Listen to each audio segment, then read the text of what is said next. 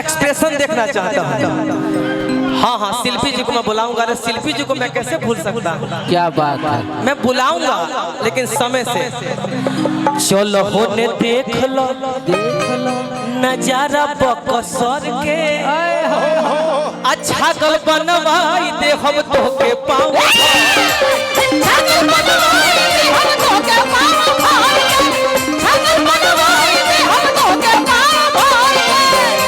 तनु जी चलो होने देख लो। व्यास जी भाव में टच कर सकते हैं, टच कर सकते हैं। अरे टच कर सकते हैं। चलो होने देख लो, देख लो। हो सुनिए ना, हम भी स्मार्ट हैं थोड़ा बहुत। टच माय बॉडी। चलो होने देख लो नजारा बकसर के। क्या भाव है ये बात, ये भाव। अरे कि छागल बनवाई दे हम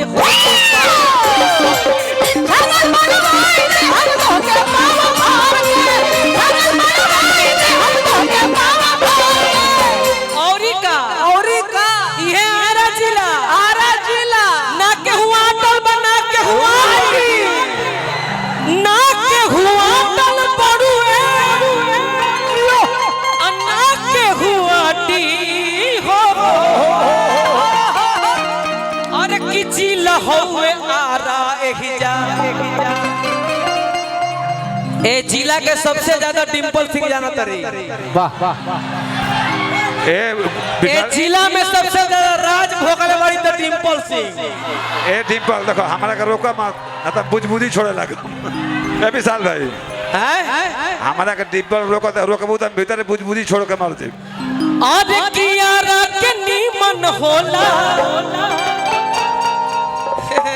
ने आवाज ए विशाल सेट करता। डिंपल आरा जिला के खास है भाई। हम दोसर कलाकार ना है। हाँ हमने के है कंपनी है। हम भाव से निहिला और के नीमन होला। चितरकोट कटोरी कटोरी। अरे उठावा के ललिया रे ललिया तमिल आ जहे गलिया।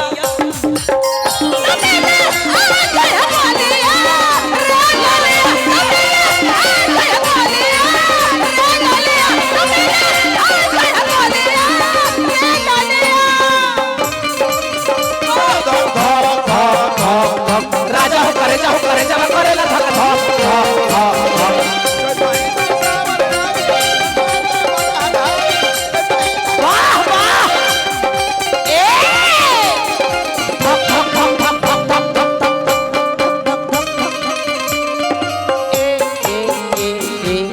झालो ले लो, झालो ले ये लो। हमारे छोटे बाबा। झालो झालो झाल पताल मारो। तार पहचान झाल से बा। आज कमर कस लो आ झाल से डसो, झाल से। हाय देखता राजा हो करे जाहो करे जावा करे ला धका धा। वाह वाह। दिल से बहुत बहुत धन्यवाद, प्रणाम आपके, हार्दिक अभिनंदन बंदन। आपके पुरस्कार मिलल।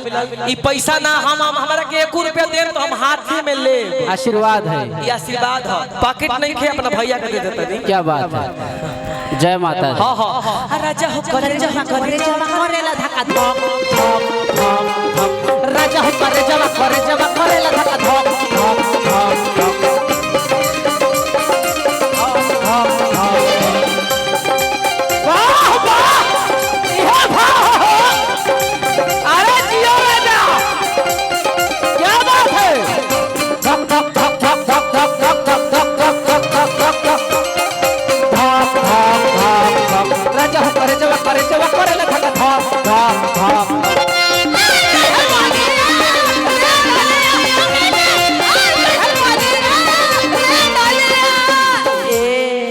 ये छोटे बाबा है, इनसे तो कोई अनजान नहीं है, आप जानते होंगे। बहुत लयदार आदमी है। हमने को सब फैमिली है। फैमिली हो माने फैमिली माने कौन फैमिली हो? राजा जी बहुत रंगीला आदमी है बाबा। बगल में बड़ा मशहूर होला पटना के पानी अब पियते निखर जाई गोरी तोर जवानी पियते निखर जाई गोरी तोर जवानी पियते निखर जाई गोरी तोर जवानी बड़ा मशहूर होला पटना के पानी पियते निखर जाई गोरी तोर जवानी